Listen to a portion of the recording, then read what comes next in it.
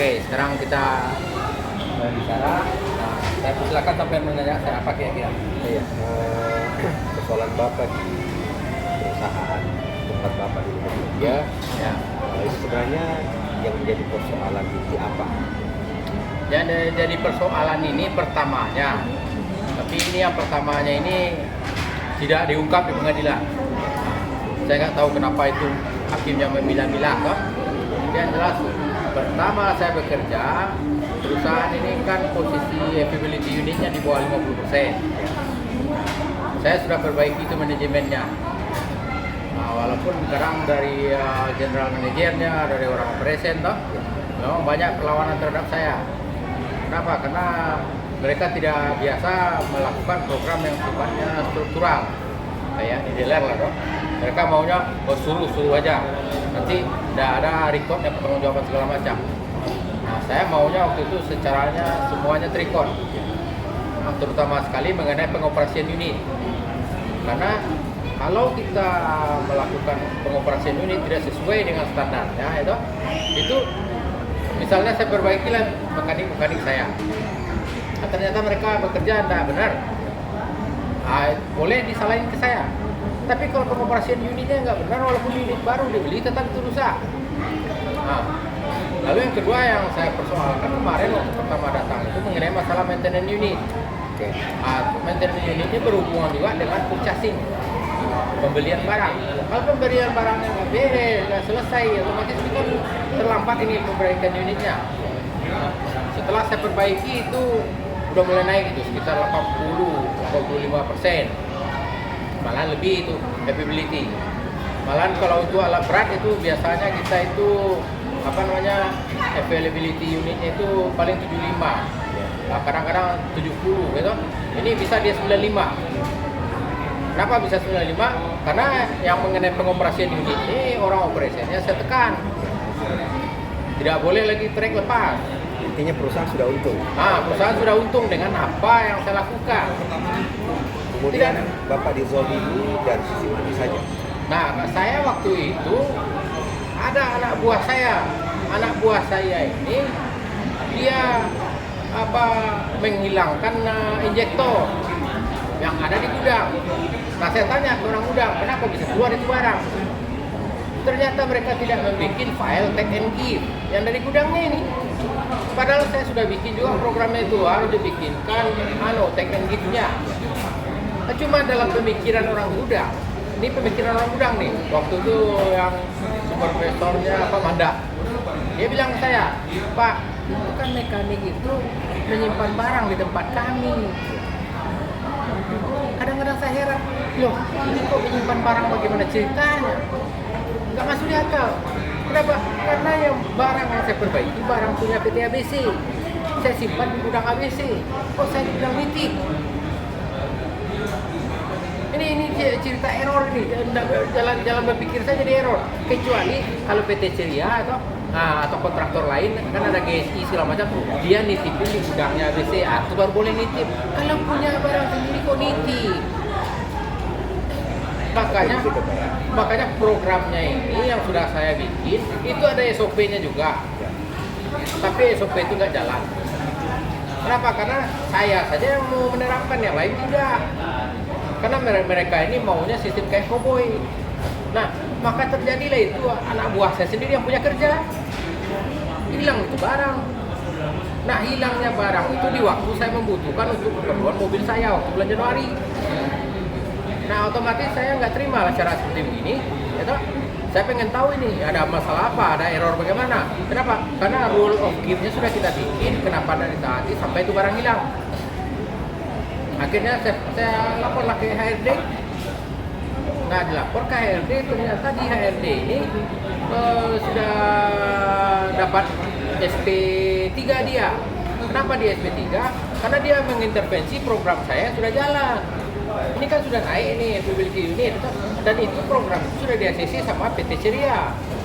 Bahkan ada dua program saya yang diambil sama PT Ceria, yaitu GPS sama speed limiter. Dulu itu di lahan PT Ceria itu semua seliweran gitu, kayak setan itu mobil. Saya aja kalau bawa mobil kecil ragu saya.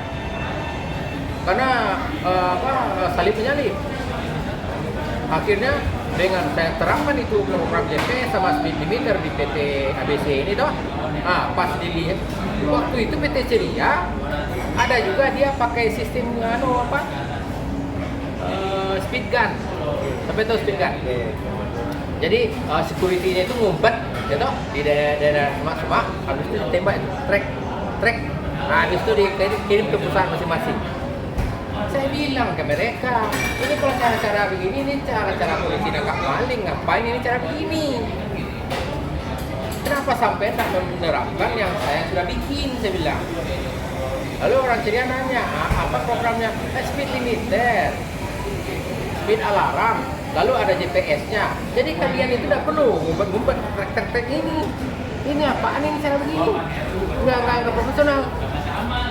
Lalu habis itu mereka nanya, gimana cara ngeceknya nanti kalau overspeed? Lah, sampai buka di komputer, di laptop, tinggal dilihat itu. PT mana yang overspeed, nanti tinggal di tracking, gitu. Ada misalnya PT ABC, PT GSI, gitu. Keluar itu semua. Suruh mereka mengirimkan user sama password GPS trackingnya. Berarti intinya setelah Bapak masuk perusahaan ini berkinerja baik. Iya. Malah itu program saya diambil sama PT Ceria, dan itu sekarang kok saya kasih tahu ke sampean, itu sekarang di Ceria itu melihat mobil itu sudah enak itu, kayak semua beriring sudah, nggak bakalan terjadi fatality accident lagi.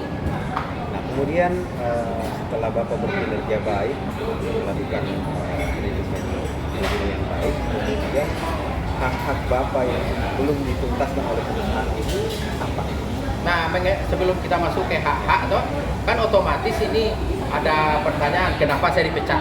Nah, saya tidak mau yang namanya orang yang sudah melakukan kalau saya bilang itu namanya kan tidak pidana kenyataan, itu bilang kepada perusahaan.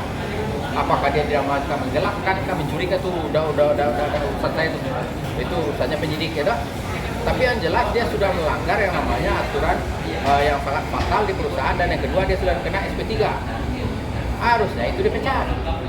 Tapi ini si bos setelah itu dilakukan pemecatan oleh HRD, dia suruh panggil lagi itu anak. Sampai sekarang anak itu bekerja. Kenapa dia dipanggil lagi? Karena dia pamannya Kapolsek Wolo. Nah, itu Pak. Habis itu bos saya yang WA saya. Ya. Dia kirim itu WA ke saya bahwa kalau ini anak tidak dipekerjakan lagi, nanti operasional PT ABC terancam. Wih, saya mikir juga, ini Kapolsek Wolo hebat sekali. Harusnya selaku Kapolsek, kalau sudah tahu dia keponakannya seperti begitu, itu harusnya kan dia tarik keponakannya. Ya udah, lu mundurkan diri aja deh, ntar gua cariin pekerjaan di perusahaan lain. Kan banyak kontraktor di Wolo, gitu. Nah, tinggal dia pindahin keponakan itu. Tapi anak gara-gara dia pertahan keponakannya di situ, saya tidak mau dia tetap di situ, karena kita ini memperbaiki manajemen ini kan nggak gampang nih, susah ini. Saya butuh waktu sekitar 6 bulan lebih itu untuk mendidik anggota saya, mendidik operasi supaya terarah seperti itu toh. Itu nggak enak itu. Saya babak belur, saya ke lapangan sendiri, habis itu saya ngurus lagi maintenance, saya ngurus lagi ke gudang. Anda bukannya gampang itu. Cara hak Pak apa saja? Jadi karena saya tidak mau hal itu toh, akhirnya bos karena dia tetap mempertahankan ini anak-anak yang moralnya nggak beres ini toh, akhirnya saya yang dipecat. Nah, saya tidak larang masalah pemecatan, itu hak mereka. Karena bekerja di perusahaan ini kan bukan cuma di situ saja, gitu? Tapi tolong bayarkan hak saya. Apa saja itu Pak? Nah, hak saya yaitu yang pertama mengenai sisa kontrak, gaji sisa kontrak. Karena setahu saya berdasarkan PKWT yang dikirimkan Pak Andi Sumahe waktu itu ke saya, waktu pertama saya bekerja, itu kontraknya 6 bulan. Dan di pasal 5 atau pasal 6 itu kalau khusus untuk saya, itu untuk saya aja di PKWT-nya itu ada tertulis kalau lewat dari masa kontrak 6 bulan, saya bisa diangkat jadi permanen. Tapi sampai saya dipecat tidak ada itu. Dan surat kontrak yang sudah saya tanda tangani itu sengaja mereka nggak kembalikan kepada saya.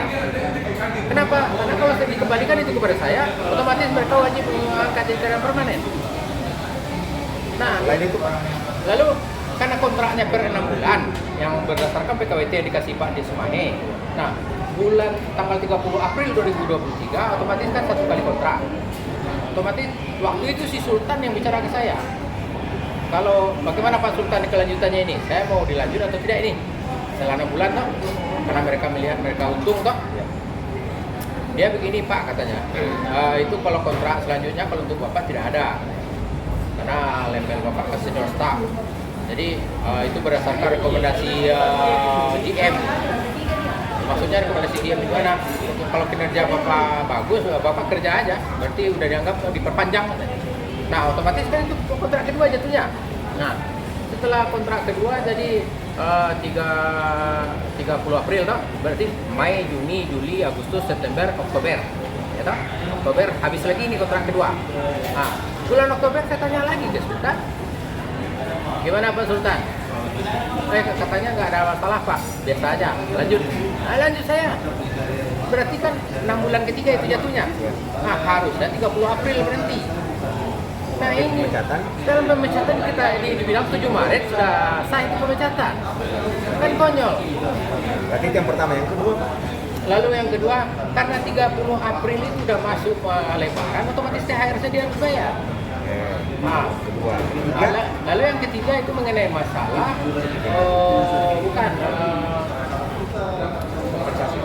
kompensasi. Karena ini dari bulan November 2022 sampai April 2024 itu kan 1 tahun 6 bulan. Berarti kan 1,5 tahun. Nah 1,5 tahun berdasarkan undang-undang kerjaan berarti itu kan 1,5 bulan. Nah 1,5 bulan berarti 15 kali berapa 1,5 berarti kan 22,5. Kompensasi itu. Itu juga belum dikasih. Lalu hal yang ketiga, waktu saya dikasihkan surat pemecatan akal-akalan sama PTBC ini tanggal 7 Maret, mereka memecat saya via WhatsApp coba.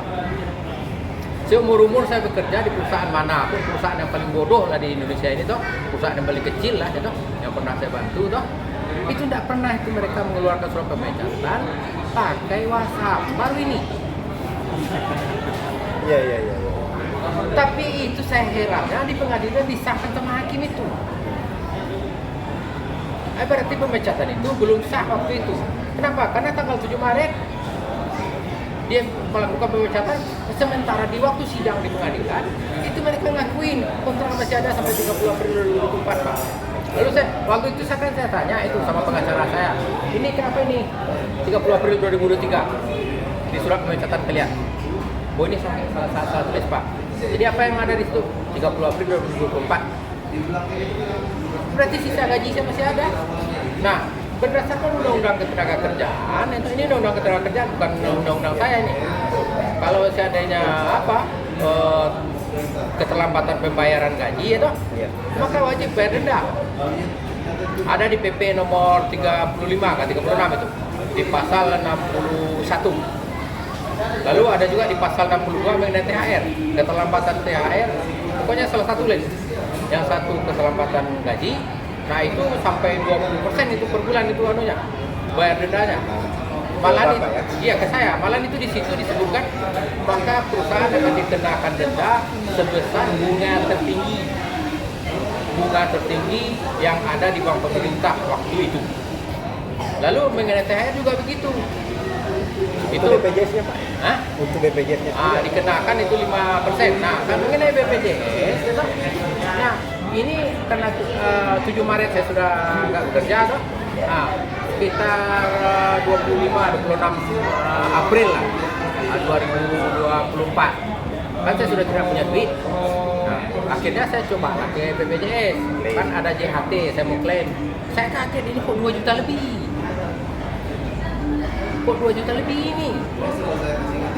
Ternyata mereka itu mendaftarkan saya ke BPJS berdasarkan gaji pokok terendah 2.614.799.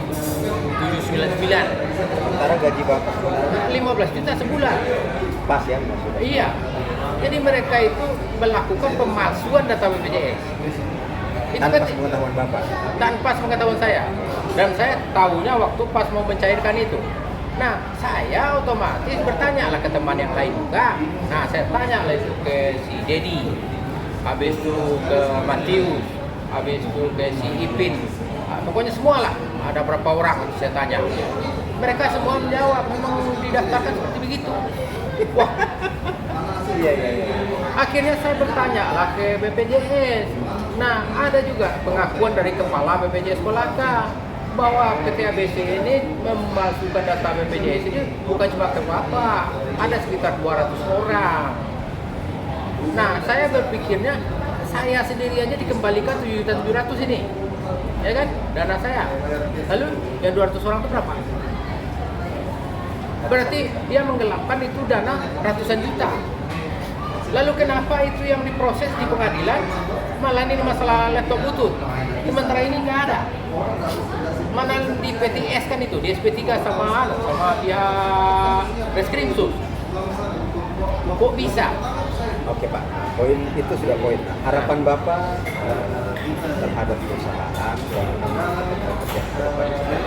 Saya pengen tahu siapa yang mengkriminalisasi saya. Lalu yang kedua, wah, ini ada rentetan yang lain lagi. Karena saya, karena ini perusahaan ini membangkang ini, tidak mau membayar hak saya, BPJS. Dan itu disampaikan oleh General Manager PT Ceria. Waktu itu ketemu tanggal 9 Mei dengan saya di Atrium Senen. Pak Suwarto namanya. Pak Suwarto juga yang perkenalkan saya ini dengan direktur PT Brengsek ini. Nah, dia bilang, Pak Andri, dia kan namanya Pak Andri panggilannya dari Bali ini toh. Pak Andri tidak akan membayar itu kekurangan BPJS Bapak kecuali ada perintah dari PHI. Ya berarti itu namanya betul-betul melakukan pembangkangan. Kenapa harus nunggu PHI? Jadi kalau dinominalkan, Nah, sebentar dulu. Nah, tuh. Lalu yang kedua, kalau sampai mempidanakan dia, ini kata Pak Suwarto nih, mempidanakan PT ABC ini, kan ini memang tidak pidana kejahatan ini, melanggar peraturan ini, lalu pemalsuan ini, ya toh? Berarti kepidana beneran ini. Saya lapor ke Mabes Polri. Melapor ke Mabes Polri ini tujuannya supaya mereka menyadari kekeliruannya. Mereka kembali ke undang-undang. Kalau mereka menyadari kekeliruannya, mereka kembali ke undang-undang, mungkin saya cabut itu laporan saya. Tapi ini mereka tidak mau. Malahan itu pihak perusahaan itu Pak Arto sendiri yang bilang, kalau Bapak mempidanakan dia, maka dia akan mencarikan kasus lain buat Bapak untuk dipidanain juga. Nah itulah dia. kalau hitung-hitungan materi yang masih menjadi tunggakannya perusahaan ke Bapak ini totalnya berapa? Kalau berdasarkan hitungan dari Snaker, Ya. Kompensasi, THR, ya toh, habis itu sisa gaji, toh, itu dengan dendanya, ya kan, itu 130 lebih. 30-an lebih. Iya, tapi karena ini undang-undang yang bicara, bukan saya yang bicara. Ya toh. Di undang-undang itu dinyatakan selama proses di PHI belum selesai, ya toh, maka wajib membayar gaji karyawan. Berarti namanya upah proses. Makanya itu sampai 400 lebih. Oh, total. Iya, cuman ini ada di dalam undang-undang juga, di dalam undang-undang ketenagakerjaan juga. Apabila karyawan sudah terkena kasus pidana, ya toh, maka perusahaan tidak berhak lagi membayar gaji, cuma membayar bantuan saja. Nah, sekarang saya mau bertanya. Pertanyaan saya sudah menyatakan bahwa pemecatan itu sudah batal. Kenapa batal? Karena mereka melakukan tindak pidana kejahatan dan itu sudah ada laporan ke Mabes Polri-nya dan sudah ada juga surat dari Mabes Polri ke saya. Nah, otomatis itu namanya sudah sah itu, inkrah itu. Perkara mau di SP3 atau tidak itu kan bukan urusan saya. Yang jelas berdasarkan laporan dalam bukti itu sudah sah. Nah, harusnya berdasarkan pasal 153 ayat 1, perusahaan dilarang memecat karyawan. Di huruf A-nya, apabila karyawan melaporkan perusahaannya kepada pihak yang berwajib melakukan tindak pidana kejahatan, dilarang memecat. Nah, lalu di ayat 2-nya lebih tegas lagi. Kalau pemecatan dilakukan dengan alasan yang ada di pasal 1 itu, ayat 1 itu, maka pemecatan batal dihukum wajib panggil lagi. Nah pertanyaan saya, dia bukannya memanggil saya malah menjarain saya. Apakah pemidanaan seperti ini sah? Nah, nanti kita akan uji di PHI. Apakah hakim PHI-nya akan mengiyakan itu pelanggaran yang dilakukan PT ABC? Karena pelanggaran PT ABC ini ada dua. Pertama, ketika tanggal 7 Maret, mereka akan menyatakan pemecatan sudah sah. Kan berdasarkan surat pemecatan. Padahal sebetulnya pemecatan itu belum sah. Karena kontrak saya masih ada sampai tanggal 30 April. Berarti kan pemecatan belum sah. Nah, kenapa mereka bilang itu sudah sah? Yang kedua, berdasarkan Undang-Undang Ketenagakerjaan juga pasal 157A ayat 1. Selama belum ada putusan PHI yang ingkrah, maka kedua belah pihak wajib melaksanakan kewajiban masing-masing. Nah, harusnya karena status saya di Bogor ini kan karyawan cuti, harusnya mereka memberikan tiket untuk saya balik ke Wolo. Lalu kenapa mereka tidak memberikan tiket buat saya balik ke Wolo, tapi mereka berteriak-teriak saya melakukan pencurian? Kira-kira sampean bikin gitu gimana? Tidak saya tangkap. Lalu yang sebetulnya ada 3 dia. Apalagi? Yang ketiga, ini pemecatan itu sudah batal. Dan saya sudah kasih tahu ke legalnya. Di mana letak batalnya? Karena kalian melakukan tidak pidana kejahatan. Yang BPJS, harusnya kalian memanggil saya. Harusnya kalian mengasih tiket balik ke saya. Lalu kenapa kalian memenjarain saya? Jadi disitulah saya punya alasan bahwa mereka ini mengkriminalisasi saya. Ya toh? Kenapa saya sampaikan mengkriminalisasi saya? Karena di Jawa Barat Undang-Undang Ketenagakerjaan ini berlaku. Kenapa di Sulawesi Tenggara ini nggak berlaku? Nah, lalu ada hal yang ketiga, saya di samping melaporkan ini ke Mabes Polri, ini orang Mabes Polri juga, orang Humasnya juga yang bilang ke saya, tolong dilaporkan juga ke dinas terkait Pak, biar cepat ditindaklanjutin. Akhirnya saya laporlah ke Dirjen Binawas. Saya lapor juga ke Kemenkumham. Saya lapor juga ke Menko Polhukam. Saya lapor juga ke Dirjen Pajak karena penggelapan dana BPJS ini ada hubungannya dengan pajak juga. Baru saya lapor ke Dirut BPJS karena dia yang digarongin, termasuk saya. Jadi dalam laporan saya itu akhirnya Menko Polhukam mengeluarkan surat. Karena ada yang saya kirim ke sampean bahwa Menko Polhukam ini cuma koordinator. Silakan dilaporkan dulu ke pihak yang terkait berdasarkan bukti yang ada. Saya sudah lapor toh. Sekarang saya sudah lapor ternyata saya dizalimin. Otomatis saya harus lapor lagi loh. Malahan itu Ibtu Ridwan itu yang Reskrimsus yang meng-SP3 laporan BPJS itu. Dia sendiri bilang ke saya waktu di tahanan di penjara. Waktu di penjara di mana? Di Rutan Polda. Pak, Bapak ini dizalimin. Bapak wajib melawan. Lah kalau tahu saya dizalimi kenapa dia biarin? Ya, bukan masalah SP3 kan.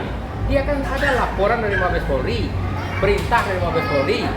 Ada juga alat bukti yang sudah saya kirim. Ada slip gaji saya, ada pembayaran BPJS, ada juga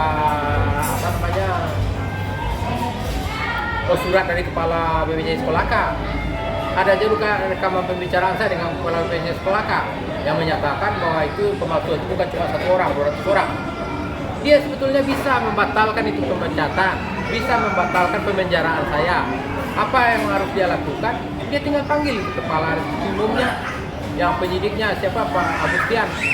Dia tinggal ngomong, Pak Agustian, ini PT ABC ini sudah melakukan tidak pidana kejahatan ini.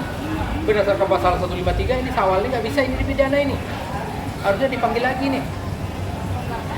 Harusnya, ayo kita panggil ke PT ABC. Pidana kejahatan ini. PT ABC, kamu ini udah pidana kejahatan nih. Sawalnya harusnya aku panggil nih, bukan kamu pidanain. Lalu kenapa itu nggak mereka lakukan? Dan saya juga sudah melaporkan hal ini waktu di pengadilan. Di pengadilannya ke jaksa dulu, karena saya di Polda tidak dapat dapat pembelaan hukum. Malah penyidiknya bilang Pak Agustian itu peraturan tidak berbeda Pak. Saya makanya bertanya begitu toh, kenapa di Jawa Barat Undang-Undang Ketenagakerjaan ini berfungsi Pak? Waktu itu ada PT SKD pernah bermasalah juga dengan saya tuh. Ya menyangkut hak-hak karyawan juga. Tapi akhirnya mereka merubah manajemennya. Udah cukup saya. Nah itu waktu itu PT SKD. Padahal itu saya sudah kalah itu di PHI waktu itu. Tahun 2014 itu. Nanti saya kirim datanya ke kalian. Ya, nah, cuman waktu sidang di pengadilan PHI Bandung, mereka menghadirkan kesaksian palsu. Ada 2 saksinya yang menyatakan saya bukan karyawan SMS, tapi karyawan SKD. Saya gugat itu ke Polda.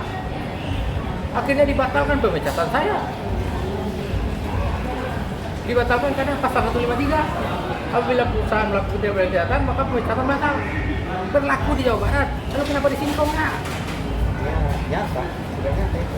Makanya kemarin itu saya bertanya ke penyidiknya yang menahan saya, yang menangkap saya dari Bogor. Berdasarkan undang-undang tenaga kerjaan, saya masih sah ini Pak. Lalu kenapa saya ditangkap? Tetapi dia bilang peraturan daerah beda-beda Pak. Makanya saya pengen tahu itu peraturan untuk wilayah Sulawesi Tenggara ini apa. Lalu yang terakhir, karena ini sudah laporan saya ada di Kemenkumham, ada di Disnaker juga, ada di BPJS juga, akhirnya mereka melakukan rapat lagi di Aula Kelaka. Yang Disnaker Kelaka, Kumham. Nah Kumham ini yang lucu lagi, kata orang Disnaker Kelaka itu yang mengambil keputusan Disnaker Kendari, Kumham Kendari. Tadi saya tanya ke Kumham Kendari, dok. Ini daftar hadir di staf Kumham. Ini Kumham Kendari bukan? Oh bukan Pak, ini Kumham Kelaka. Saya jadi bingung, Kumham ini kan adanya cuma di ibu kota provinsi. Kenapa di Kumham Kelaka itu siapa? Jadi dua-duanya sekarang lempar batu ini. Kenapa lempar batu? Karena saya mau cari nih siapa decision maker-nya di putusan rekomendasi akal-akalan yang 5 itu. Kenapa?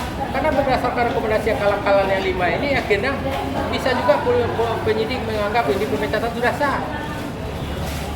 Karena tidak ada di situ pasal 153 dibilang. Tidak ada 151 dibilang. Malahan itu ada penipuan di situ. Kenapa penipuan? Dia bilang THR sudah dibayar padahal itu gaji bulan Februari. Lalu dia bilang kompensasi sudah dibayar padahal itu gaji bulan Maret. Nah, yang lebih lucunya lagi itu kompensasi yang dibilang bulan Maret ini cuma 3.300.000. Nah, tadi kan kita sudah hitung kok 1,5 bulan kali 15 juta ke 22,5. Nah, yang hadir di Aula Kelaka ini Disnaker. Mereka ini tolol semua kan mengenai undang-undang atau memang sengaja pura-pura tolol?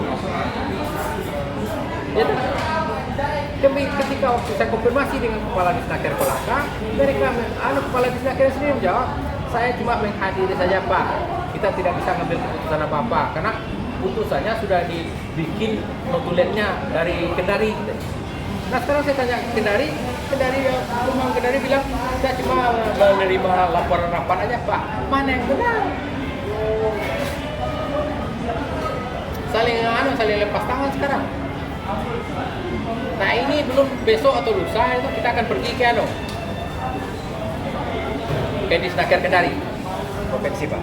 Hah? Provinsi? Ya provinsi. Karena kata mereka provinsi. Kita cek ya. Apakah betul provinsi itu ada yang keladinya atau tidak? Karena dengan tidak adanya masuknya pasal itu di dalam rekomendasi waktu tanggal 8 Agustus itu, sehingga meyakinkan penyidik paling tidak bahwa pemecatan sudah sah. Walaupun penyidik sebetulnya sudah tahu pemecatan belum sah.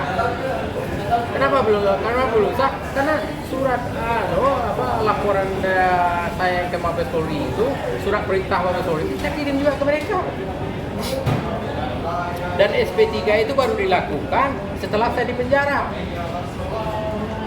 Waktu bulan Desember atau Januari kan, setelah putusan hakim kan. Nah, berarti sebelum itu kan belum ada SP3. Berarti mereka kan wajib melepaskan saya. Lalu kenapa tidak dilakukan? Nah, lalu yang kedua, jaksa. Dengan jelas-jelas jaksanya ngomong, Pak, itu berarti Bapak melawan yang namanya mafia perusahaan. Saya kadang bertanya ke mereka, kalian ini digaji negara untuk membantu mafia atau membantu rakyat? Ya toh? Lalu hakim, saya sudah kasih tahu itu mengenai masalah yang di Aula Kelaka ini toh. Oh ini kasus lain ini Pak, beda ini Pak. yang kita permasalahkan di laptop, padahal itu kasus itu ada hubungannya semua. Kenapa ada hubungan semua? Dengan dimasukkannya pasal 153, 151, 157A di situ, maka hakim tidak bisa lagi menyidangkan kasus saya. Karena status saya masih sah karyawan. Kalau sah karyawan, barang inventaris saya pakai masih sah. Tapi mereka tetap motor, pemecatan sah. Tapi yang bikin saya jadi lebih kecewa lagi ya waktu banding. Itu kontra banding yang dibikin pengacara saya asal-asalan. Masa disuruh karena apa? Tolak namanya permohonan terbanding atau terdakwa. Ini mereka ini pengacara saya ini atau pengacara habis sih? Nah, tapi pengacara saya bilang, oh itu sudah saya klarifikasi Pak, sudah dirubah itu ke pengadilan. Dia bikin di memori putra banding, di memori banding tuh tanggal lahir saya salah. Lalu kekaryawanan saya juga salah. Dia bikin situ saya karyawan Antam. Ternyata itu memori banding sama putra banding itu copy paste dari orang yang satu kasus dengan saya, yang pengacaranya juga itu. Nah itu. Jadi gara-gara bikin memori bandingnya itu asal-asalan, akhirnya ditolak. Dan saya tetap melakukan banding kemarin itu tujuannya bukan masalah ingin berpanjang masalah atau tidak, tapi karena saya sudah melapor nih ke Menko Polhukam. Jangan nanti sampai di Jakarta Menko Polhukam nanya, Pak Sawal, kalau tahu kamu nggak salah kenapa nggak banding? Yang nanti ditanya gitu lagi ke saya. Nah makanya saya banding. Cuma di waktu saya kasasi, nah Pak Agus yang wakil kepala rutan menyarankan ke saya, kalau bisa sampai itu jangan lagi kasasi Pak, karena kasasi itu 3 bulan sampai 6 bulan. Sampai kalau udah 6 bulan lebih di sini. Nah, udah berapa bulan lagi sampai kalau bisa dapat kebebasan bersyarat, posisi bersyarat. Lalu yang kedua, kalau sampai melakukan kasasi, sampai tidak dapat remisi lebaran. Dia kan udah tahu saya baik di dalam rutan toh, kelakuan saya nggak ada masalah toh, makanya dia bantu saya juga. Nah itulah, saya terimalah sarannya wakil kepala rutan. Karena bagi saya nanti setelah di luar mendingan PK aja. Nah kalau PK ini kan rank waktunya kan lama ini, gitu. Nah saya bisa mencari ini siapa yang keladinya, gitu. Makanya sampai sekarang saya masih menunggu putusan PHI untuk dijadikan novum buat PK. Nah, habis itu saya juga ada melaporkan ini ke Presiden. Sudah ada email dari Menseknek. Nah, disuruh bikin laporan apa permasalahan toh, dan saya sudah kirim juga. Dan itu sudah saya CC ke Mahkamah Agung, ke Kumham, Polhukam, pokoknya semua kementerian termasuk ke Polri. Nah nanti kita tunggulah saya berharap kepada Presiden bisa mengeluarkan yang namanya rehabilitasi nama baik saya, karena saya tidak bersalah. Saya melaksanakan perintah undang-undang, tapi saya dituduh melakukan kejahatan. Nah, itu yang konyol. Apa perintah undang-undangnya? Di pasal 157A ayat 1. Selama menunggu putusan PHI, karena PHI-nya juga belum toh, maka masing-masing pihak wajib mengerjakan pekerjaan masing-masing. Nah, pekerjaan saya apa? Nunggu tiket lah. Masa saya nunggu tiket lalu saya dipenjara? Lalu yang kedua, apalagi pekerjaan saya memonitor operasional unit melalui JPS, karena unit itu sudah saya kasih JPS semua. Nah, kalau laptop ini saya kembalikan berarti saya nggak kerja. Mereka pasti akan berkuar lagi tuh, Sawal ini kerjanya, mau dibayar pula gajinya, mana ada itu? Ya? Nah itu, karena mereka itu waktu itu mau mengasih laptop ini ke saya, alasannya untuk menunjang kinerja saya. Nah sekarang saya pakai ini tuh menunjang kinerja saya karena pemecatan belum sah. Lalu mereka nuduh saya mencuri, bagaimana itu? Nah, itu yang saya tidak mengerti sampai sekarang. Jadi besok kita mau sidang toh, sampean bisa datang nanti bisa lihat. Oke ya, terima kasih ya, assalamualaikum.